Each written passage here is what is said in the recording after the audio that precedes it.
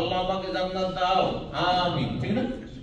তো যেমন গায়রিল মাগদুবি আলাইহিম ওয়ালাদ-দাল্লিন, তারপরে আমিন, কারণ সূরা ফাতিহা হচ্ছে দোয়া, সেজন্য।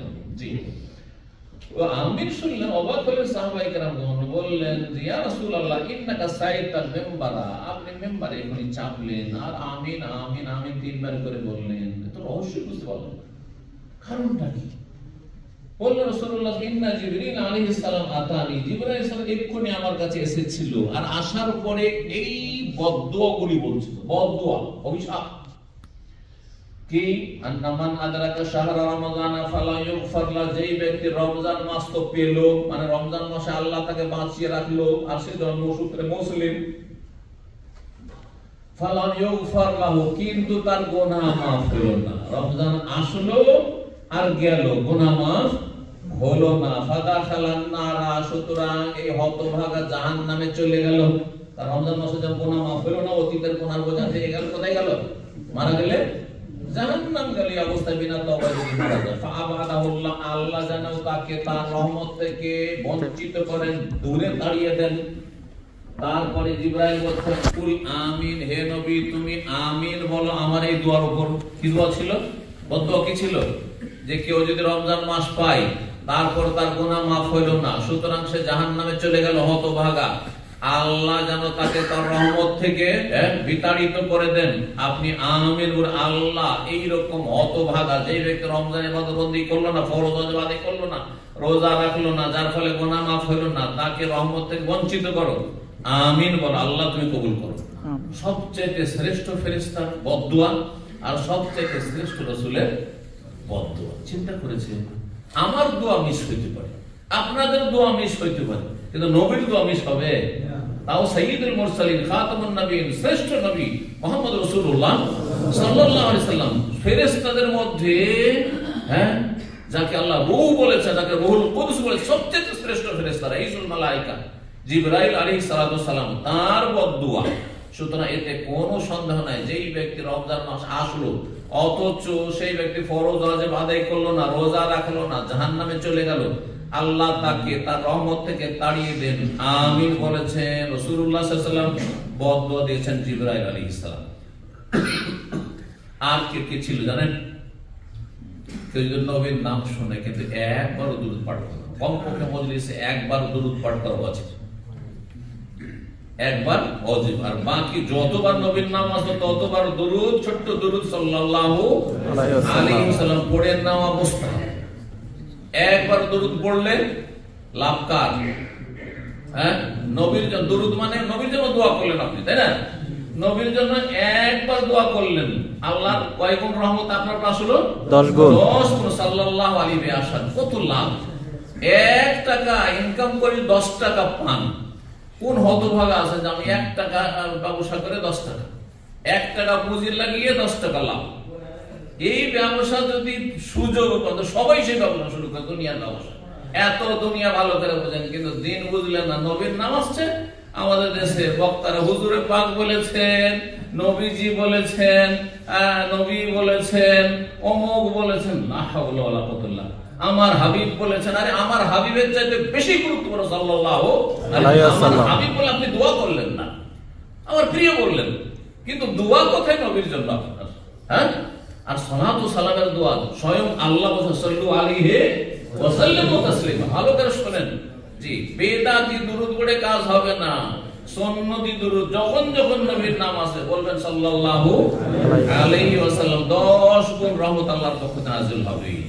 আর যদি একবারও না পড়েন, ফরজ ত্যাগ করেন, তাহলে বদদুয়া পেতে হবে কার? জিবরাইলের ওই আমিন, নবী সাল্লাল্লাহু আলাইহি ওয়াসাল্লামের বদদুয়া আর জিবরাইলের বদদুয়া, যে আল্লাহর রহমত থেকে দূর করুন। তৃতীয় ব্যক্তি কি হতভাগা? যে বাবা মাকে বার্ধক্য অবস্থায় পেয়েছে, বুড়ো বাবা মা, 70, 80, 90 বছর বয়সের বাবা মা, অথবা অসুস্থ বাবা মা, অচল বাবা মাকে পেয়েছে, তারপর জান্নাত যেতে পারলো না, কারণ বাবা মায়ের সাথে দুর্ব্যবহার করলো, বেয়াদবি করলো, কষ্ট দিল, মানসিক শারীরিক আর্থিক কষ্ট দিল। আল্লাহ যেন তাকে রহমত থেকে বিতাড়িত করেন। এই বদদুয়াকে দিয়েছেন জিবরাইল আলাইহিস সালাম। নবী সাল্লাল্লাহু আলাইহি ওয়াসাল্লাম কি বলেছেন? আমিন। আল্লাহ জিবরাইলের দোয়া কবুল করেন, আল্লাহ যেন হেফাজত করেন, আল্লাহর হক আদায় করবেন। রোজার মাধ্যমে, নবীর হক আদায় করবেন দুরূদ পাঠের মাধ্যমে, পিতামাতার হক আদায় করবেন হ্যাঁ তাদেরকে খুশি রাখার মাধ্যমে, যাতে খুশি হয়, যে প্রয়োজনগুলি হয়। আল্লাহ রাব্বুল আলামিন আমাদের সকলকে তৌফিক দান করেন। রোজার একটি গুরুত্বপূর্ণ বিষয় হচ্ছে নিয়ত করা। নিয়ত করতে হবে না পড়তে হবে? নিয়ত করে কোথা থেকে আর পড়ে কোথা থেকে? একজন বলেন। করা হয় কোথা থেকে? অন্তর থেকে। করা হয় এইখান থেকে। আর পড়া হয় কোথা থেকে? মুখ থেকে। এইখান থেকে পড়া সুন্নাত, মুস্তাহাব না বেদাত? বেদাত। বেদাত। আলহামদুলিল্লাহ জানছেন, যে জানেন না ভালো করে জানেন, যারা জানেন না তাদেরকে জানিয়ে দেন। এইখান থেকে যদি নিয়ত করেন তাহলে বেদাত, আর এখান থেকে নিয়ত করেন তাহলে সেটা ফরজ। ফরজ না করলে হবে না। ধরেন রমজানের চাঁদ উঠে গেছে, পয়লা রমজান, আর আপনি জানতেই পারলেন না রমজান শুরু হয়েছে। হ্যাঁ, সুতরাং নিয়ত করেননি। কি নিয়তে শুয়েছেন? আপনি ঘুমিয়েছেন যে শাবানের 30 তারিখ মনে করে, হয়তো যেমন আগামীকালকে আগামী রাত যে আসছে সেই রাতে আপনি জানতে পারলেন না যে রমজানের চাঁদ উঠেছে, আর আপনি এমনি শুয়ে গেলেন, নিয়ত করেননি রোজার, আর সাহারি খাওয়া হলো না যেহেতু আপনার নিয়তই নাই। আর তারপরে সকালবেলা ফজরে উঠে সবাই বলছে মসজিদে যে আমরা তো রোজা রেখেছি, আপনি বলছেন আরে ভাই আমি তো সাহারি খাইনি। সাহারি খাওয়া সুন্নাত, কিন্তু আপনার নিয়ত করা কি ছিল? ফরজ। ফরজ ছিল। নিয়ত যেহেতু হয়নি আপনার রোজা হবে না। রোজা হবে না, এই রোজা কাজা করতে হবে। যদিও কিছু খাননি, এখনো বাসি পেটে আছেন আপনি, হ্যাঁ, শুধু উযু করে মসজিদে চলে গেছেন, কিন্তু নিয়ত করতে হবে ফজরের আগে, শুভ সাদেকের আগে, ফজরের আজানের আগে নিয়ত করতে হবে। রাসূলুল্লাহ সাল্লাল্লাহু আলাইহি ওয়াসাল্লাম হাদিস রয়েছে, মাল্লাম ইউবাইয়িতি সিয়াম ক্বাবলা আল ফজর ফালা সিয়াম, যেই ব্যক্তি ফজরের আগে, শুভ সাদেকের আগে নিয়ত করবে না তার রোজা হবে না। প্রতিদিন নিয়ত করতে হবে। প্রতিদিন নিয়তের নবায়ন করাটা ভালো, শুনে রাখেন। কিন্তু পয়লা রমজানে নিয়ত করে আমি 30টি 29টি গোটা রমজান রোজা রাখবো, এটাই যথেষ্ট। এটা কি? কারণ আপনার নিয়ত আছে, রমজান শুরু হয়েছে, চাঁদ দেখা গেছে, আমি মুসলিম, রোজা রাখবো, এই যে নিয়ত করে নিয়েছেন। তারপরে অনেকে আছে, আমাদের দামামে এক ভাই আছেন, এত ঘুম ভারী, আর একাই রুমে থাকি, অ্যালার্ম লাগিয়ে উঠতে পারে, স্পেশাল অ্যালার্ম লাগিয়ে উঠতে পারে। তো এক রমজানে, যেহেতু আমার খুব খাস ছাত্র, অনেক পুরাতন, 20-25 বছরের ছাত্র, তো সে বলছে যে শেখ এই বছরে মনে হয় 9 থেকে 10 দিন সাহরি খেতে পেয়েছি, আর বাকি রোজাগুলি বিনা সাহরিতে। তাও কষ্ট করে রোজা রেখেছে। ইমান কষ্ট করে রোজা, ওই যে এই সাথে খেয়ে 12-9টাতে খেয়ে দিয়ে শুয়েছে, ওইটাই ঠিক সে রোজা রেখেছে। তাহলে যদি ধরেন অনেক দিন এমন হলো যে সাহরি খেতে পেলেন না, অসুবিধা নেই, কারণ পয়লা রমজান থেকে আপনার নিয়ত আছে গোটা রমজান আমি রোজা রাখবো। এই নিয়ত করা অন্তরের নিয়ত। নিয়ত মানে কি? নিয়তের শাব্দিক অর্থ কি কে বলতে পারে? একটু হাত তোলেন তো। অন্তরের সংকল্প, ইচ্ছা। যখন বলছেন আমার নিয়ত আছে ঈদটা দেশে গিয়ে করব, বলছেন না, মানে কি নাওয়াইতু বাংলাদেশ বলেছেন নাকি? নিয়ত, দুনিয়ার নিয়ত গুলো সব, আমার নিয়ত আছে আমি সৌদিতে ব্যবসা করব, আমার নিয়ত আছে আমি ইনভেস্টর হব। আপনি পড়েছেন নাওয়াইতু আন আকুনা মুস্তাসমিরান ফিল বাহরাইনে, বলেছেন নাকি? তাহলে দুনিয়ার নিয়ত এখানে হয়। এমনকি সমস্ত আমলেরও নিয়ত কি হয়? এখানে হয়। শুধু বেদাতীদের নামাজের নিয়ত আর রোজার নিয়ত এখানে হয়। হ্যাঁ, নাওয়াইতু আন আসুমা গাদান এটা পড়তে হবে, আর নামাজের নাওয়াইতু আন উসাল্লিয়া লিল্লাহি তাআলা সালাতাল যুহরি ফরিদাতান লিল্লাহি মুতাওয়াজ্জিহান কাবাতিশ শরীফাতি, আল্লাহু আকবার। কাবার দিকে মুখ করে, তো মাথার উপরে কি সেটা বলবেন না? সাদা সেনা খোলা মাঠে পড়ছেন, পড়তে হবে না? পায়ের তলায় মাটি আছে না কার্পেট আছে বলতে হবে না? ডানে কি আছে বামে আছে বলতে হবে না? ভুল করে বলেন না, ওইটা বেদাত, ওইটা বেদাত। তোমারটা কি বুঝতে পারছেন না? পারছেন না? বেদাত করবেন না, না হলে আমার বরবাদ হয়ে যাবে। নিয়ত করতে হবে, এখানে নিয়ত করতে হবে। আচ্ছা বলুন তো, শুধু নামাজ রোজা বাদ দিয়ে যাকাত আপনারা দিচ্ছেন যারা, কোনদিন নিয়ত করেছেন? জি না। না হয়তো যাকাত লিতাজকিয়াতিল মালে, মালকে পাক পবিত্র করার জন্য, ধন সম্পদকে জীবনে পড়েছেন। দান সাদকা করেছেন, কোনদিন নিয়ত করেছেন? হ্যাঁ, এমনকি জিকির করেছেন, সুবহানাল্লাহ আলহামদুলিল্লাহ, কোন সময় জিকির করেছেন না? জিকিরের নিয়ত করেছেন? কারণ জিকির করা ইবাদত নয়, সুবহানাল্লাহ পড়া ইবাদত নয়, আলহামদুলিল্লাহ লা ইলাহা পড়া ইবাদত নয়। কেন নিয়ত পড়েন না? তার নিয়ত যদি পড়তে হবে সব আমলই পড়তে হবে, আর ছাড়তে হয় তো সব আমলে ছাড়তে হবে। আল্লাহ যেন সঠিক বুঝ দান করেন এবং ভালো আমলে তৌফিক দান করেন। এই বেদাতে আমল করে জান্নাত পাওয়া যাবে না, আল্লাহ হেফাজত করুন। নফল রোজার ক্ষেত্রে অসুবিধা, নফল রোজা দিনেও নিয়ত করা যায়। ধরেন এখনো বাসি পেটে আছেন, আর সকাল 8টা-10টায় নাস্তা না করে চলো আজকে তো সোমবার, রোজাটা রেখেই, আজকে বৃহস্পতি রোজাটা রেখেই, অসুবিধা নেই, গায়ে গেছে, যতক্ষণ খাননি কিছু পানাহার করেননি। কিন্তু ফরজ রোজার ক্ষেত্রে নিয়ত আপনার হইতে হবে কখন থেকেই? ফজরের আগে থেকে। এই মর্মে বেশ কিছু হাদিস রয়েছে। যখন আপনি রোজা রাখবেন শুধু পেটকে রোজা রাখাইলে হবে না, আপনার গোটা শরীরের অঙ্গ সবগুলিকে রোজা রাখাইতে হবে। কি থেকে? রোজা রাখা মানে বিরত, রোজার মানে সিয়াম মানে বিরত থাকা। তো বিরত রাখতে হবে সমস্ত পাপাচার থেকে, নেগেটিভ যত গুনাহ আছে গুনাহ থেকে বেঁচে থাকতে হবে রোজার অবস্থায়, এবং এটি ট্রেনিং কোর্স সর্ব অবস্থায়, রোজার দিনেও রাতেও গোটা বছর সারা জীবন এই ট্রেনিং কোর্স এর মাধ্যমে। যে রোজার দিনে আমি পানাহার করলাম না, যে পানাহার রোজার রাতে জায়েজ আমার জন্য, সে সুতরাং সুদ খাবো না, ঘুষ খাবো না, হারাম খাবো না, হারাম কাজ করবো, হারাম দেখবো না, হারাম শুনবো না, আর পাপে লিপ্ত থাকবো না, অন্যায় করবো না, জুলম অত্যাচার করবো না, যেটা সর্বদা হারাম, এর ট্রেনিং করা। সুতরাং রোজা রাখলে গোটা শরীরকে সমস্ত গুনাহ থেকে রোজা রাখাইতে হবে, শরীর অঙ্গ প্রত্যঙ্গকে। আর রোজা রাখার আরেকটি গুরুত্বপূর্ণ দিক হচ্ছে যে রোজা যখন রাখছেন তো অন্যান্য ফরজগুলি যথাযথ আদায় করতে হবে। রোজা রাখছেন আর সাহারি খেয়ে রাত 12টায় দোকানপাট বন্ধ করে ডিউটি করে সাহারিটা খেয়ে রাত 12টা 1টা-2টার সময় ঘুমিয়ে গেলেন আর ফজর পড়লেন না, রোজা হবে? এইরকম রোজা রাখবেন না? না, রোজা রাখবেন এইভাবে। আর রোজা রাখবেন না মানে আমি বলছি না যে রোজা ছেড়ে দেন, আপনি রোজা রাখেন আর ফজর পড়েন, কারণ আপনার রোজার চাইতে ফজরের নামাজ বেশি গুরুত্বপূর্ণ। সুতরাং আল্লাহর ওয়াস্তে আপনি রোজাকে যদি সেভ করতে চান, রোজা দিয়ে যদি কিছু ফলাফল আপনার জীবনে দুনিয়া আখিরাতে পেতে চান, তাহলে আল্লাহর ওয়াস্তে 5 টাইম নামাজ পড়ুন, আল্লাহ যেন তৌফিক দান করেন। সুতরাং ফরজ ওয়াজিবে যেন ঘাটতি না থাকে, হারাম নাজায়েজে লিপ্ত না থাকেন, মানুষের গীবত করবেন না, চুগলখড়ি করবেন না, ধোঁকাবাজি করবেন না, হারাম ব্যবসা বাণিজ্য করবেন না, হারাম রোজগার করবেন না, হারাম খাবেন না এবং হারাম কাজ করবেন না। আল্লাহ বেঁচে থাকার তৌফিক দান করেন।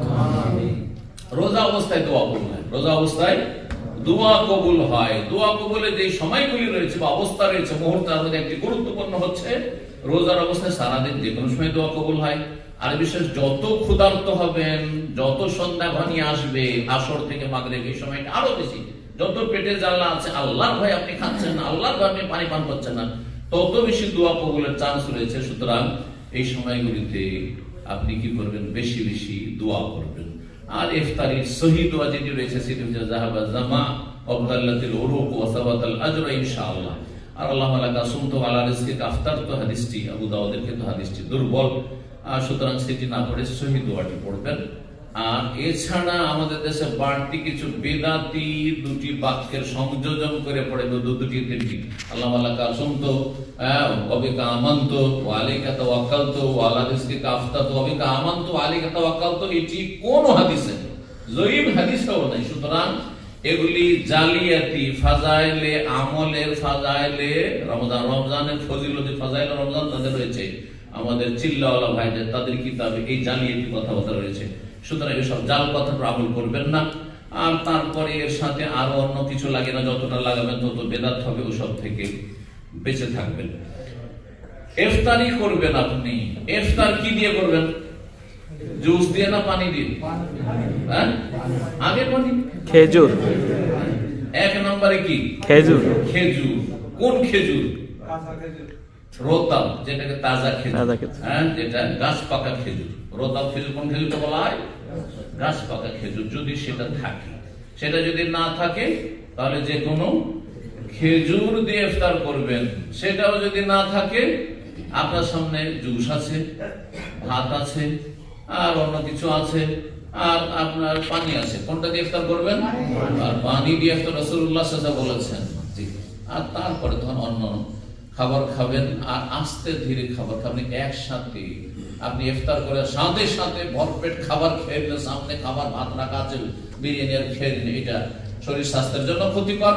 আর রোজা রাখায় যে আপনার শরীরের ফায়দা, মানসিক শারীরিক ফায়দা, সেই ফায়দাগুলি থেকে বঞ্চিত থাকবেন। আর কথা লম্বা না করে, অনেক কথা রয়েছে। রমজান মাসের একটি গুরুত্বপূর্ণ ইবাদত রোজার পরে, সেটি হচ্ছে সিয়ামের পরে কি কিয়াম তারাবি, সিয়ামের সাথে কিয়াম তারাবি। তারাবি কি অনেকে মনে করে যে তারাবি না পড়লে রোজা হবে না। আছেন আমাদের দেশের কোন ধারণা? এটি একটি ভ্রান্ত বেদাতি ধারণা। রোজা ভিন্ন ইবাদত, যা ফরজ করতেই হবে, আর তারাবি হচ্ছে সুন্নাত। তাহলে সুন্নাতে একদিন তারাবি পড়লে না সেদিন আপনার রোজাই চলে যাবে, এটা আবার কেমন কথা হবে? বুঝতে পারছেন না? পারছেন না? আর অনেকে এসে আমাদেরকে জিজ্ঞাসা করে যে শেখ আজকে, নতুন লোকেরা তো শেখ বলবে হুজুর, হ্যাঁ ও তো জানো না যে কোনটা বললে বেশি ভালো। তো হুজুর আজকে তারাবিটা পড়তে পারিনি, তো আমাকে রোজা হবে? হ্যাঁ, কি বলবেন? রোজা ভিন্ন ইবাদত, ফরজ, আর তারাবি ভিন্ন, একটার আরেকটার সাথে কোন সম্পর্ক নেই। আর ফরজ করতে হবে, আর সুন্নাত পারলে করবেন অনেক নেকি, আর না করলে গুনাহগার হবেন না, কিন্তু অনেক নেকি থেকে বঞ্চিত হলেন। যেমন রোজার ফজিলত হাদিসে রয়েছে, মান সামা রমাদান ঈমান ওয়া ইহতিসাবান গফিরা লাহু মা তাকাদ্দামা মিন যামবি। ওই হাদিসের দ্বিতীয় অংশ, মান কামা রমাদান ঈমান ওয়া ইহতিসাবান গফিরা লাহু মা তাকাদ্দামা মিন যামবি। যে ব্যক্তি রমজান মাসে রোজা রাখবে আল্লাহর প্রতি ঈমান নিয়ে, নেকির আশায়, অতীতের গুনাহ মাফ হয়ে যাবে। দ্বিতীয় বিষয় হচ্ছে, যেই ব্যক্তি কিয়ামে রমজান মানে তারাবি পড়বে আল্লাহর প্রতি ঈমান নিয়ে, নেকির আশায়, তার অতীতের গুনাহ মাফ হয়ে যাবে। বড়ই ফজিলত, কিন্তু একটি ফরজ আর কি হচ্ছে সুন্নাত। সুতরাং এই সুন্নাত, গুরুত্বপূর্ণ সুন্নাতটি পুরুষরা জামাতে গিয়ে পড়ার চেষ্টা করবেন। মহিলাদের জামাতের কোনো প্রয়োজন নেই। মহিলারা যত বেশি নির্জনে বাড়িতে পড়বে তত বেশি ভালো। তবে জামাতে যদি যায়, মসজিদে জায়েজ রয়েছে, বাড়িতে পড়লে বেশি ফজিলত রয়েছে। বাড়িতে যদি কয়েকজন মহিলা মিলে জামাত করে সেটা আরো ভালো, একজন যে বেশি জানে অথবা একজনকে দিয়ে। কিন্তু পুরুষকে ইমামতি করা, আর মহিলারা সামনেই আছে, আর অনেক মহিলা চেহারা খুলে আছে, অনেকে হাফেজ ভাড়া করে মহিলাদের এক গ্রুপ। আমাকে এই মাসলা ইংল্যান্ড থেকে এই 3-4 দিন আগে একজন জিজ্ঞেস করছে যে কিছু কিছু লোকেরা করছে, কিছু মহিলারা 50 জন 100 জন মহিলা কোন একটি হলে অথবা কোন একটি বাসাতে বাড়িতে জমা হয়েছে, আর একজন হাফেজকে ভাড়া করে নিয়েছে ওটা রমজানের খতম তারাবি পড়াবার জন্য। আর তারপরে সামনেই একেবারে কোনো পর্দা নেই, আড়াল নেই, কিচ্ছু নেই, আর ওই হাফেজ ইমামতি করছে, সাবালক হাফেজ। এটি জায়েজ পড়েই না। যদি পুরুষ দিয়ে ইমামতি করাতে হয় তাহলে পর্দার আড় থাকতে হবে, পর্দা থাকতে হবে, আর পর্দার আড়ালে মহিলারা অবস্থান করবে, এইভাবে করতে পারে। আর না হলে মহিলা হাফেজা দিয়ে পড়ান, আপনি খতম করবেন। আর খতম তারাবি সুন্নাত না। আরেকটা মাসলা শুনে রাখেন, অনেকে এই মাসলা কিন্তু এই প্রশ্ন উঠে, অনেকেই মনে করেন যে খতম তারাবি সুন্নাত না, খতম তারাবি সুন্নাত নয়, তবে উত্তম। কি বলবেন? উত্তম, বেদাত নাই। কিন্তু সেটাকে আপনি জরুরি মনে করবেন না, এটাই করতে হবে, না হলে ঘাটতি হয়ে গেল। কোন জায়গায় 10 পারা খতম করে, 5 পারা করে, অথবা সূরা তারাবিও পড়ে, তাতেও কোনো অসুবিধা নেই, আপনার তারাবির ফজিলত আপনি পাবেন। তবে যত দীর্ঘায়িত করবেন, যত লম্বা তারাবি করবেন, তত বেশি ভালো। আরেকটি গুরুত্বপূর্ণ ইবাদত, রমজান হচ্ছে শাহরুল কোরআন। আল্লাহ রাব্বুল আলামিন রমজানের কথা, রোজার কথা বলতে গিয়ে বলেছেন সূরা বাকারা 183 থেকে 87 মাঝখানে একটি আগে, শাহরু রমাদান আল্লাযী উনজিলা ফীহিল কোরআন। রমজান মাসে কি নাযিল হয়েছে? কোরআন নাযিল শুরু হয়েছে। সুতরাং রমজান মাস হচ্ছে কোরআনের মাস। গোটা বছর যদি বেশি নাও পড়তে পারেন, রমজান মাসে চেষ্টা করবেন। কিন্তু রমজান মাসে আবার কিছু মানুষরা ভাবে যে রমজান মাসে একটা খতম দিতেই হবে, এইটাও জরুরি না। যদি আপনার পক্ষে সময় একটি কেন আপনি 5টি 7টি খতম দেন, আপনি সর্বনিম্ন নবী বলেছেন 3 দিনে খতম করেন, করতে বলো 7 দিনে খতম করেন। 7 দিনে খতম করলে 4 7 28, 4 খতম মোটামুটি হয়ে যাবে। হবে না? হবে না? তার সাথে 28, আর 4 খতম হচ্ছে, তাই না? 4 খতম 5 খতম দেন। আর যদি তার বেশি করতে চান তো 3 দিনের কমে পড়ার ক্ষেত্রে রাসূলুল্লাহ সাল্লাল্লাহু আলাইহি ওয়াসাল্লাম অনুৎসাহিত করেছেন। বলেছেন যেই ব্যক্তি 3 দিনের কমে কোরআন খতম, সে কোরআনের কিছুই বুঝলো না। আর অনেকেই কোরআন খতম অভ্যস্ত, কোরআন খতমের অভ্যাস রেখেছেন, আর সেই কোরআন খতম হয়তো এবার অসুস্থতার কারণে, ব্যস্ততার কারণে, সফরের কারণে, অত শরীর চলছে না, সেই জন্য খতম করতে পারলাম না, বড় আক্ষেপ না, আক্ষেপ করবেন না।